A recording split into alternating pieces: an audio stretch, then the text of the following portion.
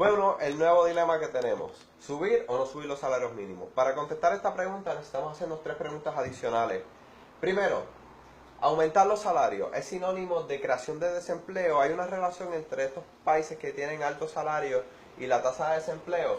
Pues no, realmente no existe ninguna correlación o evidencia de que aquellos países donde tienen salario alto o aumenten las tasas de salario tengan una tasa de desempleo alta.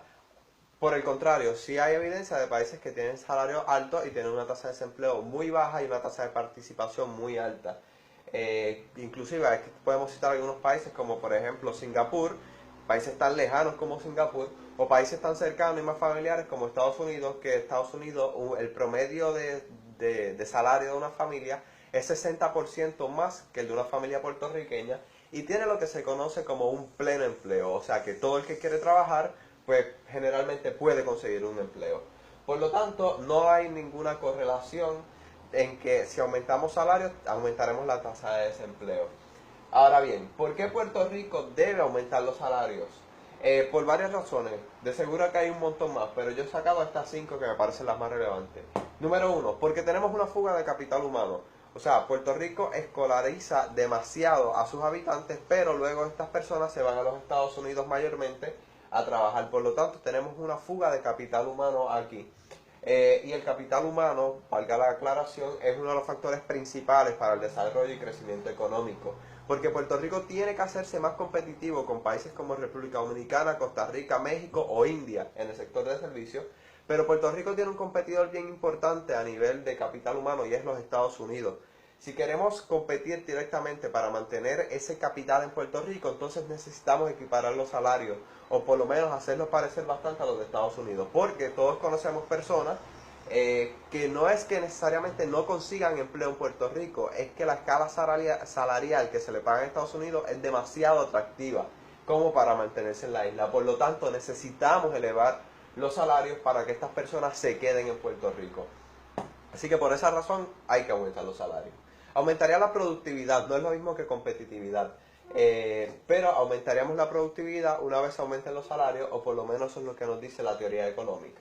También esto ayudaría a tirar la demanda interna. Esto lo que quiere decir es que cuando insertamos más dinero en la economía, por lo tanto gastaríamos más principalmente en el mercado local, y esto pues a su vez tendrá una creación de empleo en cadena posteriormente. Por lo tanto, si algún empleo se perdiera por la subida de salarios, deberá reincorporarse gracias a tirar de la demanda interna y por supuesto a un ingreso mucho mayor.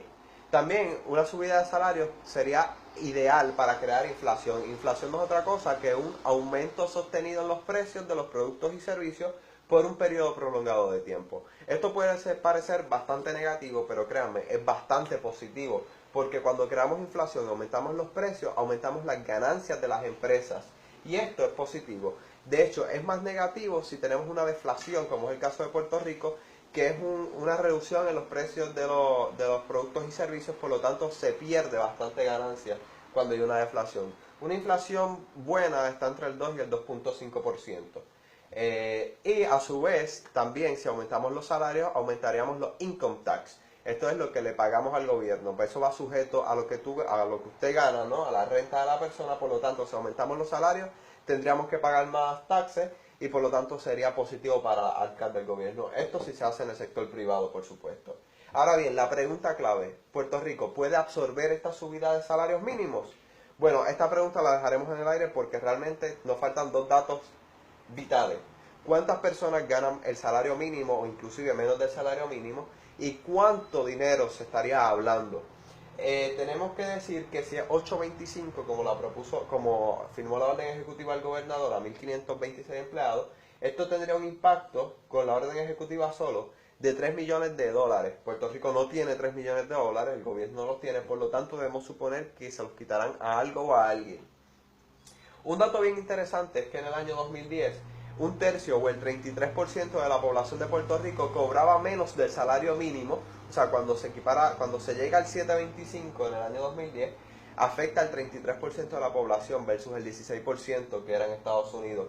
Por lo tanto, si suponemos que este dato sigue intacto, pues sí que tendría un impacto bien fuerte en las arcas de la empresa y del gobierno aumentar estos salarios mínimos. Y hay economistas que hablan que el salario óptimo sería de 8,61.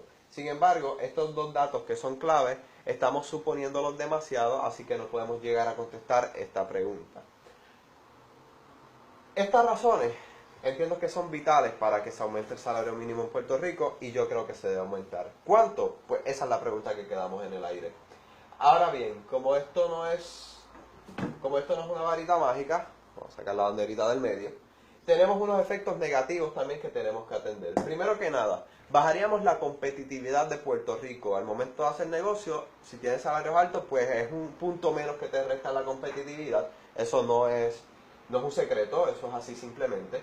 También frenaría el empleo de poco capacitado. A esto me refiero no necesariamente en la producción de productos médicos y farmacéuticos, que son el 70% de las exportaciones de Puerto Rico. Eso se debe mantener intacto, porque mayormente estas personas de farmacéutica cobran mucho más que 7.25 la hora.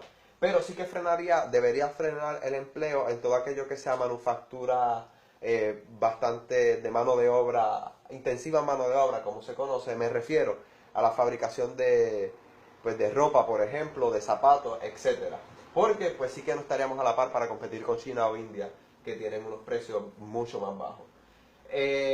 Esto iría atado a que se podrían reducir las exportaciones en la manufactura, pero esto ya viene cayendo desde el principio de la década. Fomentaría a que la empresa quiera obligar a los empleados a trabajar en negro. Esto me refiero por debajo de la mesa, o sea, pagarle en cash para evitar tener que pagar salarios mínimos altos.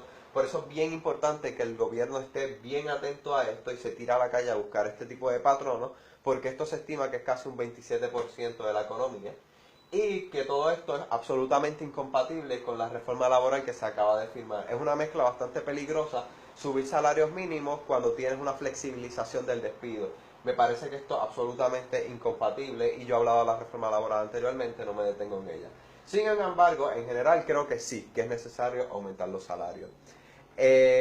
Un punto bien importante, voy a dejar una imagen en los comentarios del video donde muestro cuál es la relación entre los países con salarios, los salarios de los países y sus tasas de desempleo, para que noten que no hay ninguna relación.